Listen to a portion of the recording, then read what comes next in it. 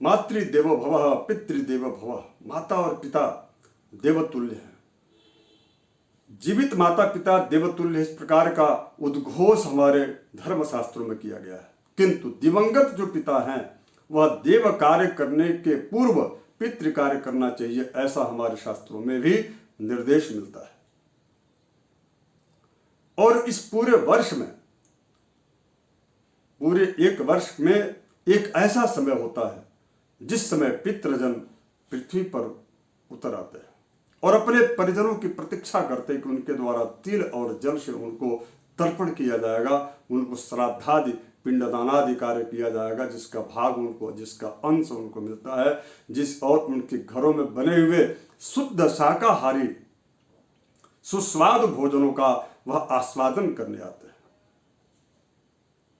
इसलिए निश्चित रूप से पार्वण श्राद्ध में इस प्रकार का जो पितृपक्ष है, जिस समय सूर्य और पृथ्वी और चंद्र ये तीनों एक सिद्ध में होते हैं, उस समय भाद्रपद शुक्ल पक्ष की पूर्णिमा तिथि को पितृजन जो है पृथ्वी पर उतर जाते हैं। इस समय आप सबसे मेरा आग्रह है कि कुछ लोग ऐसा कहते हैं कि नहीं, बिल्कुल भी पितर नहीं होते, मैं तो बिल्कुल नहीं मानता, या हमने तो गया में श्राद्ध करके आ गया हूं, मैं, मुझे अब इस प्रकार के पिंडदानादि कार्यों को नहीं करना है, हमने तो गया में जाकर के पिंडदान हमने कर दिया है। मित्रों, यह बिल्कुल भी व्यर्थ बात है, शास्त्रीय बिल्कुल अतार्किक बात है। जो लोग पिंडदान पार्वण श्राद्ध में नहीं करते हैं उनको ये भी कहा गया कि यदि वो नहीं कर सकते हैं तो वो किसी के द्वारा करवाएं। उसका हमने पूर्व में वीडियो प्रस्तुत किया है। जो लोग कर सकते हैं वो बिल्कुल करें। जो लोग ये कहते हैं कि मैं इस पिंडदान आदि कार्य को बिल्कुल भी नहीं मानता, मैं पितर होते ही नहीं हैं और ये सब चीज़ें बिल्कुल व्यर्थ की बात है, मैं उनको इस वीडियो में बताना चाहता हूं कि यदि आपके अंदर तनिक भी सनातन धर्म के पौराणिक संदर्भों के प्रति तनिक भी आस्था है तो आप इस वीडियो को अवश्य देखें। और मेरा आग्रह है कि आप जो इस पूरे वीडियो को देखने के पश्चात निश्चित रूप से आप पितरों के इस पार्वण श्राद्ध को करने के लिए आप जो है निश्चित रूप से आप तैयार हो जाएंगे। इसलिए क्योंकि कहा गया है कि अगर यदि सभी सुखों में उत्तम यदि कोई सुख होता है तो वह पुत्र सुख होता है। अर्थागम नित्यम रोगिता च प्रिया च भार्या प्रिय वादिनी च और वश्यश्च पुत्रो अर्थ करिज विद्या सद जीवानी लोकस सुखानि राजन। यदि पुत्र वश में आपके न हो तो निश्चित रूप से आपके सारे धन और ऐश्वर्य बेकार हो जाते हैं। और यशस्वी पुत्र, वीर सूरवीर पुत्र, धार्मिक पुत्र और अच्छे मार्ग सदमार्ग पर चलने वाले यदि पुत्र की आप आकांक्षा रखते हैं तो आपको पार्वण श्राद्ध पितृपक्ष में अवश्य करने चाहिए। कहा गया है कि श्राद्धम न तत्र वीरा जायन्ते निरोगी न शतायुषः न तत्र श्रेयः कांक्षते यत्र श्राद्ध विवर्जितः। जो व्यक्ति शतायुष होना चाहता है, शतायुष संतान की प्राप्ति करना चाहता है, जो व्यक्ति यशस्वी पुत्र की कामना करता है, जो व्यक्ति अपने पुत्र को सूरवीर बनते देखना चाहता है, इस प्रकार के संतान की प्राप्ति करने की इच्छा रखने वाले लोगों को पितृपक्ष में श्राद्ध बिल्कुल भी करना चाहिए। उसके अलावा इन्होंने ये भी कहा, आदित्य पुराण एक प्रमाण देता है कि जो लोग पितृपक्ष में श्राद्ध नहीं करते हैं उनके साथ क्या होता है, किस प्रकार की अशुभता उनको प्राप्त होती है।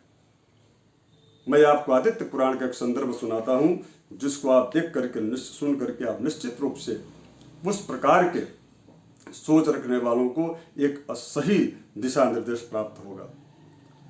न संति पितरश्चेति कृत्वा मनसि यो नरः श्राद्धं न कुरुते तत्र तस्य रक्तम पिबन्ति ते। अर्थात जो लोग ये कहते हैं कि श्राद्ध नहीं करना चाहिए, श्राद्ध का क्या करना, इस प्रकार के लोगों को, ऐसे लोगों को, ऐसे परिवार के जो है लोगों का जो श्राद्ध नहीं करते हैं उनको पितृ जना करके और पितृपक्ष में उनकी प्रतीक्षा करते हैं और यदि उनको प्राप्त श्राद्धादि कर्म नहीं होता है तो वह उनके परिवार का रक्त पीते हैं।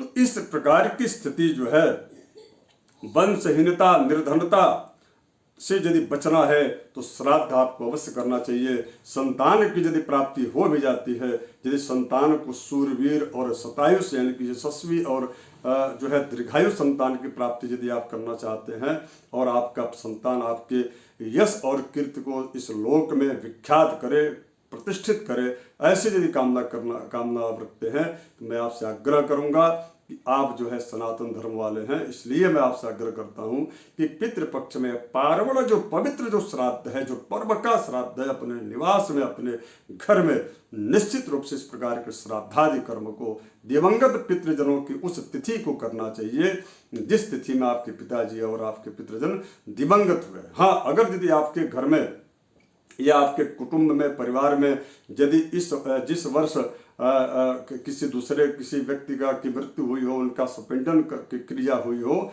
या किसी के यहाँ विवाह शादी हुआ हो, उसमें नांदे श्राद्धादि कर्म हुआ हो, तो उनके घर में भले वह व्यक्ति श्राद्धादि कर्म जो है न करे, किंतु पितृ तर्पण तो करना ही चाहिए। यह तो दैनिक क्रिया है। यदि आप दैनिक नहीं कर सकते तो कम से कम पितृपक्ष में 15 दिवस तो आपको करना ही चाहिए, 16 दिवस तो करना ही चाहिए। इसलिए क्योंकि महालय आरंभ तो भाद्रपद की शुक्ल पक्ष की पूर्णिमा तिथि से प्रारंभ हो जाता है।